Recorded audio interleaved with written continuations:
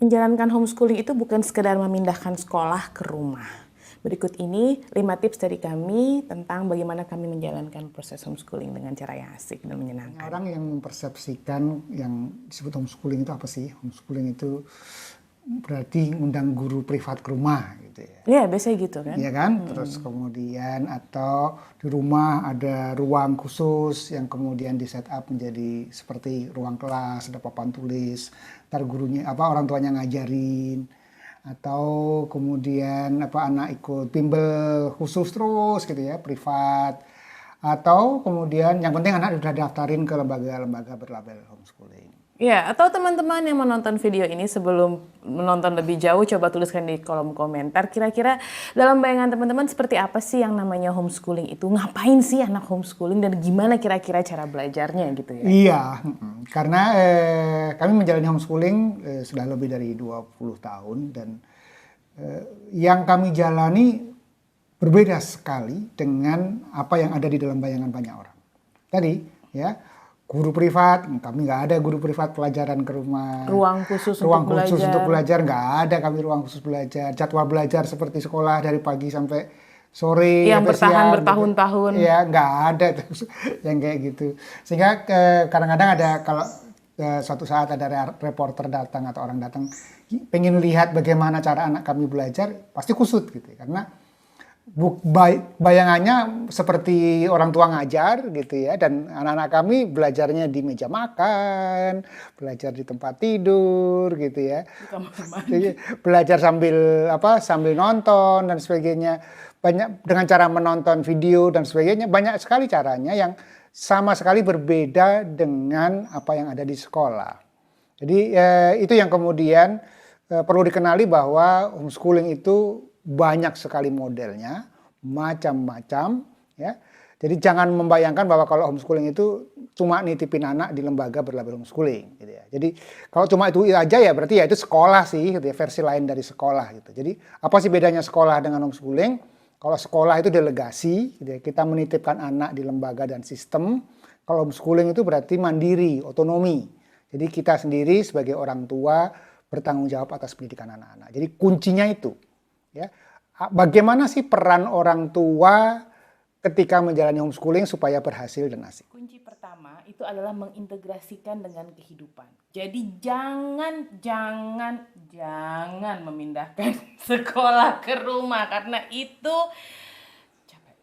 Iya, mungkin sih ada yang berhasil dan mungkin ada yang menggunakan kan pendekatan kita itu. Kita nggak bilang itu gagal ya, karena pada kenyataannya teman-teman yang menjalankan proses homeschooling dengan metode school at home itu juga banyak yang berhasil gitu ya. Tapi kalau seberapa capek, kalau buat saya nih ngebayanginnya aja udah capek banget. Ya, kenapa? Karena sekolah itu berbeda dengan rumah gitu ya. Jadi jangan membayangkan rumah itu semua pola-pola yang di sekolah itu bisa diadaptasi di rumah. Karena apa? Karena beda. Pertama, ya pola komunikasi guru bersama dengan murid itu beda dengan orang tua dan anak-anak. Kita penuh dengan negosiasi, anak bisa menentang kita, bisa nggak setuju, bisa nggak mau ngerjain apa yang diperintahkan. Iya, gitu. Betul, karena banyak sekali yang bilang gimana bisa homeschooling, soalnya anak tuh cuma nurutnya sama guru. Kalau dikasih tahu kita orang tuanya itu nggak mau nurut, terus gimana kalau homeschooling? Iya, jangan jadi guru. Ya, dan jangan komunikasinya cuma nyuruh-nyuruh doang gitu. Nah, orang tua perlu belajar berkomunikasi dengan anak gitu ya. Berkomunikasi itu dua arah, ya kita mendengarkan, kita menerima, kita bercakap-cakap, ya. Bukan hanya menyuruh. Problem dari orang tua itu adalah seringkali cuma nyuruh doang dan anaknya menentang karena orang tua perintahnya nggak masuk akal, perintahnya cuma nyuruh-nyuruh doang gitu ya. Itu yang kemudian jarang disadari oleh para orang tua. Jadi kalau memang mau homeschooling ya belajar komunikasi dengan anak supaya komunikasinya enak. Dan juga fasilitas di rumah itu pasti beda. Anak-anak itu kalau di rumah bayangannya kan istirahat. Ini terutama buat anak-anak yang sudah pernah bersekolah ya. Anak-anak yang besar ya. Memisahkan antara proses belajar di sekolah dengan di rumah yang mungkin identik dengan istirahat. Iya. Itu beda. Tapi kalau misalnya buat teman-teman yang dari awal memang sudah homeschooling, memang anak di usia dini sudah homeschooling, kemungkinan besar ini tidak terlalu terjadi karena anak tidak sampai pada titik pemisahan itu. Jadi Jadi itu yang perlu dikenali. Jadi kalau anaknya pernah sekolah, kadang-kadang persepsi sekolah, belajar, dan rumah, tempat istirahat, tempat main itu kemudian sangat mempengaruhi keseharian bersama dengan dalam homeschoolingnya gitu. Nah, jadi hal yang paling penting itu adalah gimana caranya orang tua dapat mindset yang tepat tentang homeschooling. Ya, termasuk tadi isunya adalah gimana mengintegrasikan ya kehidupan keluarga, kekhasan keluarga dengan proses homeschooling. Jadi misalkan gini, ada keluarga yang tinggal di kota, ya kan?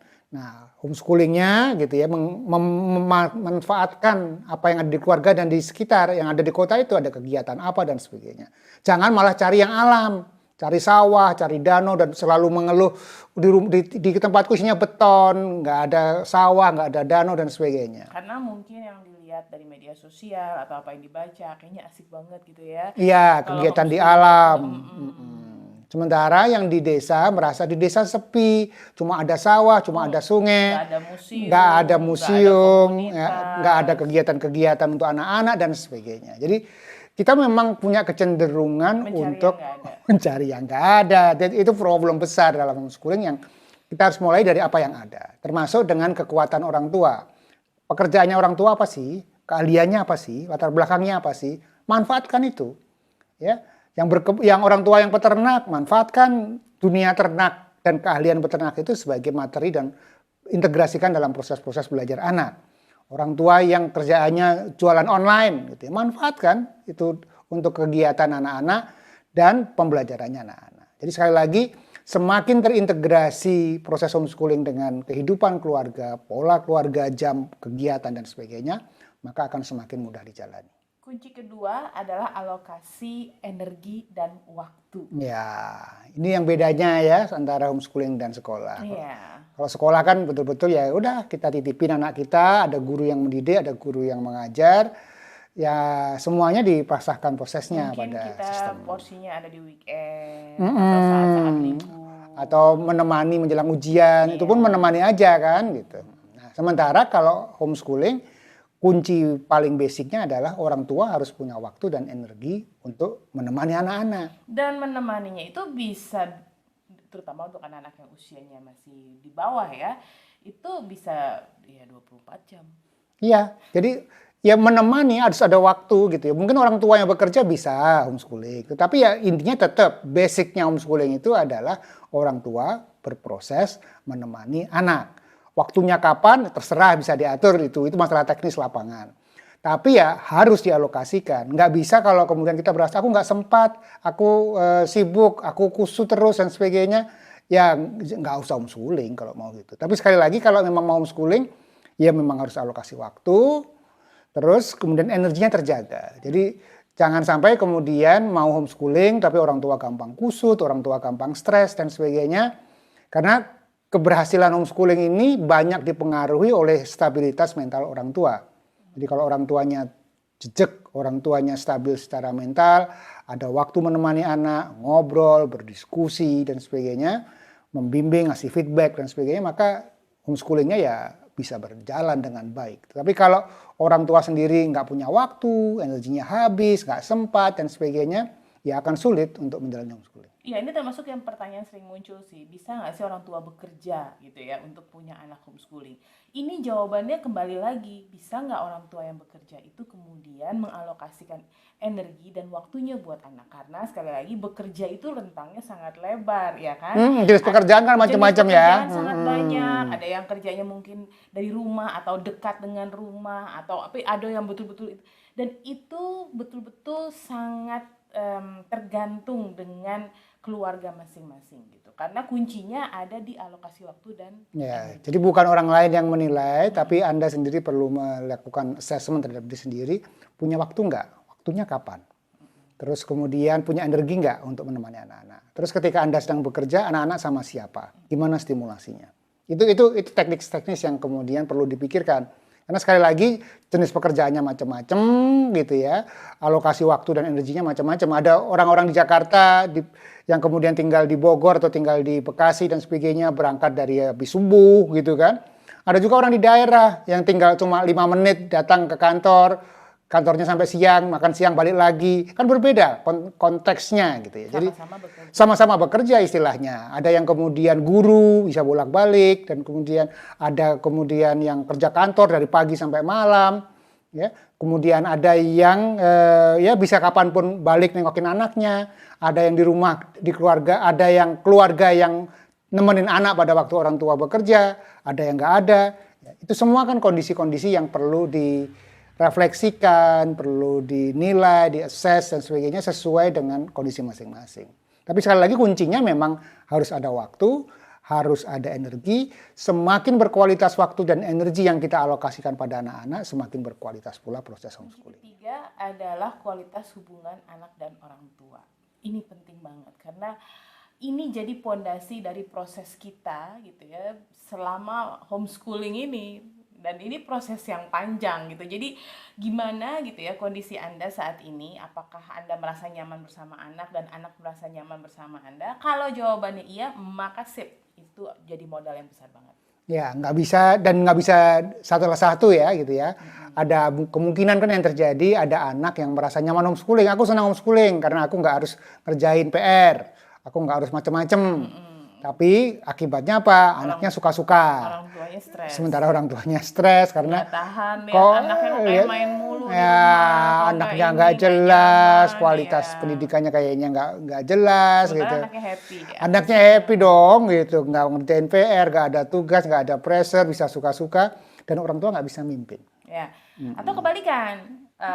Orang tuanya happy banget, merasa mendapatkan wah ini nih mode pendidikan yang cocok banget buat anakku, dan kemudian udah bikin rencana macam-macam, udah investasi ini itu, udah belajar, udah siap, udah pokoknya gitu ya. Nggak taunya anaknya ketakutan karena mungkin orang tuanya kelihatan sangat ini nak gitu kan, dan anak-anaknya ketakutan dan merasa nggak nyaman gitu. Ya, itu juga nggak susah juga. Kan kadang-kadang yang terjadi adalah homeschooling itu waktu luangnya banyak gitu ya, dan orang tua seringkali nggak mau rugi gitu. Pengen ya semuanya bisa dimanfaatkan. Begitu lihat anak kelihatan nganggur sedikit aja, terus kemudian berarti harus tambah kegiatan ini, kasih tugas ini dan seterusnya gitu. Wah, anaknya kusut lama-lama gitu.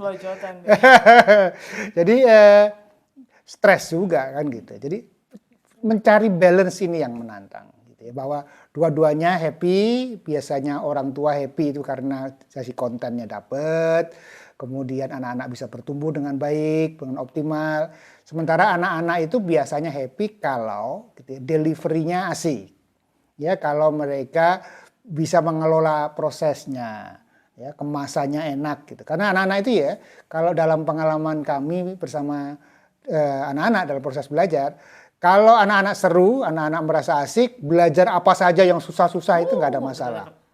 Kayak makan dengan mudah gitu ya. Iya, karena mereka nggak peduli isinya sebenarnya gitu ya. Isi yang harusnya ini masih level SMA gitu ya, tapi dipelajari oleh anak-anak SD gitu ya. Selama ngasihnya bite size, enak, terus mereka prosesnya menyenangkan, nggak kerasa itu materi-materi berat seberat apapun gitu bisa nggak kerasa sama anak-anak.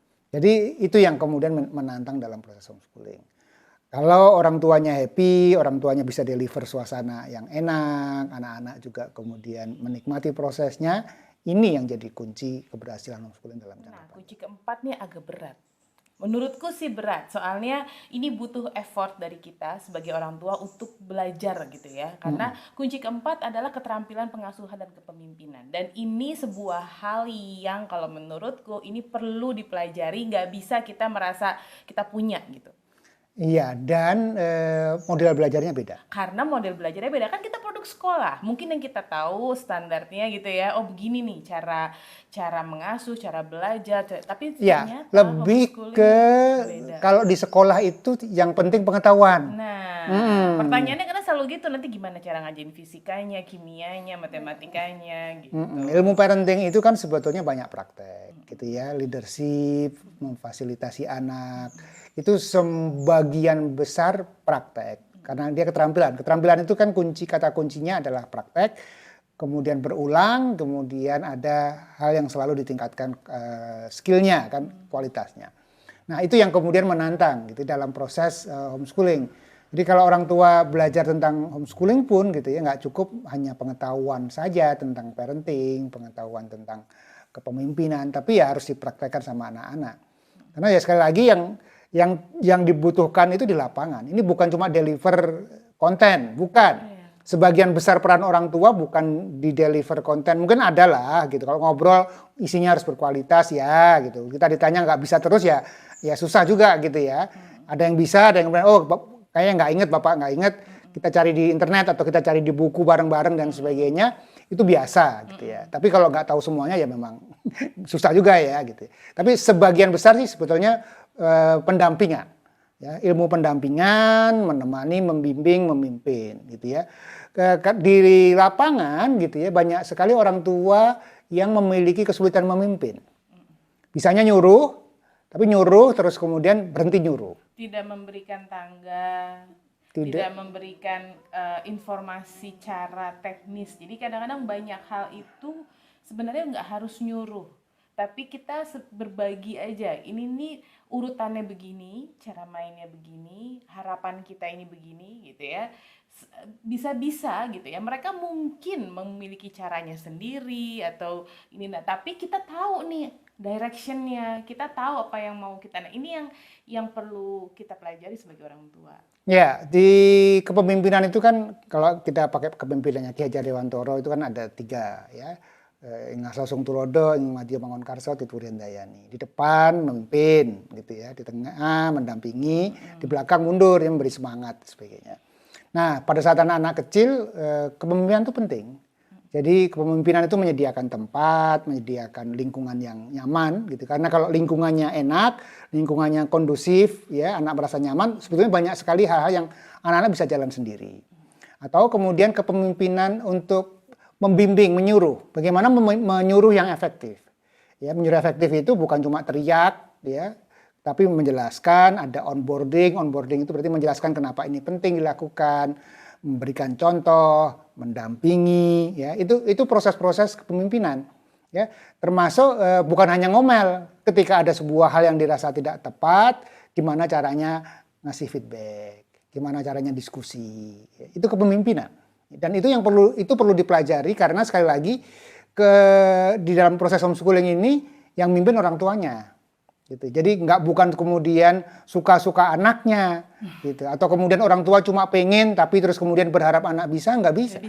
Ya, orang tuanya sendiri harus tahu gimana cara menjalankannya, mendampinginya. Kalau orang tua tidak punya kemampuan teknis, orang tua tahu akan didelegasikan kemana. Oh, aku nggak bisa catur, ya. Anakku tertarik dengan catur. Aku berarti perlu cari pelatih secara teknis terkait dengan catur. Tapi jenis pelatih yang seperti apa, itu pun kita juga harus tahu. Ya. Nggak asal pilih juga gitu. Untuk banyak hal juga. Kita cari informasinya, dan kemudian ketika anak sudah berlatih, renang, catur, atau apapun yang kemudian menjadi minat bersama dengan orang lain, kita mengelola prosesnya, kapan latihannya, apa yang perlu dilatih, seberapa dia taat dengan jadwalnya, dan sebagainya. Ya, itu bagian dari proses pendampingan kita. Nah, demikian pula ketika anak-anak semakin besar, remaja dan sebagainya, beda lagi stylenya. Kita nggak bisa menggunakan style pada saat anak-anak kita usia dini, ya menyuruh gitu ya. Terus kemudian ya gaya anak-anak itu kan kepada anak-anak remaja, mereka butuh ruang yang lebih besar. Saatnya kita mundur, ya saatnya kita memberikan kepercayaan pada mereka, lebih banyak ngobrol, diskusi yang lebih setara, mendengarkan pendapat mereka, kita ngasih opini dan sebagainya. Nah, itu sekali lagi perihal kepemimpinan. Jadi dan itu adalah keterampilan. Ya, keterampilan berkomunikasi yang tepat bersama dengan anak-anak. Goal kita kan apa yang menurut kita penting buat mereka terlaksana sampai. Nah, caranya itu yang kemudian menjadi keterampilan yang perlu terus dipelajari. Semakin efektif kepemimpinan kita, semakin kita terampil berinteraksi bersama anak-anak akan semakin berkualitas homeschooling. Yang kelima adalah melakukan kustomisasi sesuai anak. Kalau buatku sih sebenarnya bersedia bongkar pasang sebenarnya. Karena itu butuh kelapangan hati juga ya. Iya. Kami punya 3 anak dan ketiganya mengalami proses belajar yang berbeda. Gitu. Bisa dibilang apa yang terjadi anak pertama tidak terjadi atau mungkin beda konteksnya lagi dengan anak yang kedua, apalagi anak yang ketiga. Dan kita harus mau terus berproses gitu loh. Oh, ini anaknya lain lagi nih. Yang cocok di anak pertama, anak sebelumnya belum tentu cocok di adiknya. Betul, Gitu. betul. Dan tapi ya justru di sini kemewahannya homeschooling ya. Iya, jadi kemewahannya homeschooling itu adalah custom. Kita bisa custom, tidak harus belajar semua mata pelajaran, semua hal yang sama seperti anak sekolah. Betul. Nah, Itu dan kekuatan banget. Kekuatan dan itu termasuk kesempatan, tapi juga itu menjadi tantangan orang tua. Karena kadang-kadang orang tua takut. Orang tua ingin anaknya belajar secara khusus sebuah hal, tapi juga takut dan kemudian memaksa anaknya belajar semuanya. Gitu. Ya, karena ada rasa nanti kalau misalnya dia sampai nggak tahu ini gimana gitu.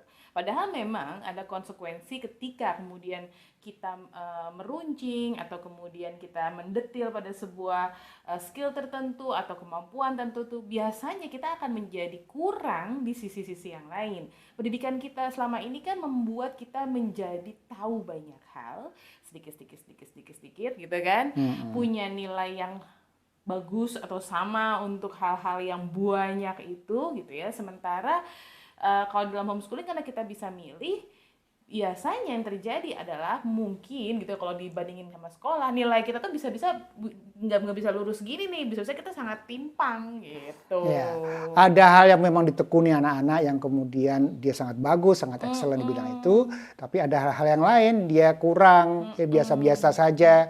Dan itu butuh kelapangan hati orang tua untuk menerima bahwa oh nggak apa-apa kok dia nilainya jelek di sebuah titik tertentu. Sementara dia bagus yang lain karena itu memang lebih banyak dialokasikan waktunya. Iya, jadi memang kuncinya menemukan kekuatan anak dan fokus di sana sih. Ya, jadi itu proses panjang. Kalau kita bisa mendampingi anak-anak, kita menemukan dan kemudian kita bisa merancang hal-hal yang sesuai dengan anak.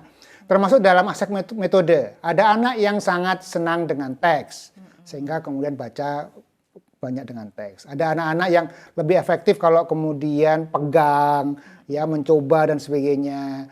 Itu yang kemudian gitu pasti beda gitu. Ya. Jadi hal semacam itu yang kemudian perlu dicari dan disesuaikan dengan anak-anak.